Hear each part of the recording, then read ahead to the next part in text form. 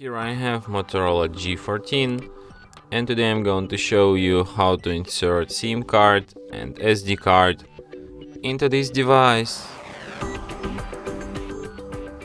So for this operation you will need this kind of tool, which might help you to eject the SIM card and SD card slot, which is located right here. So you just put this tool inside this hole next to the slot, then it pops out.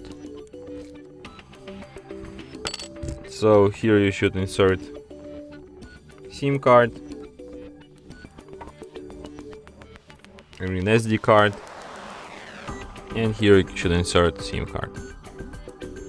Here you have SIM 1 and here you have SIM 2, and then back into your device. And as you can see, it immediately requires PIN code to my SIM card, which is the proof that SIM card is detected. So let's enter it, and there's also like this notification, SD card, tap to setup, which proves that SD card is also detected. So yeah, and that's it. Thanks for watching.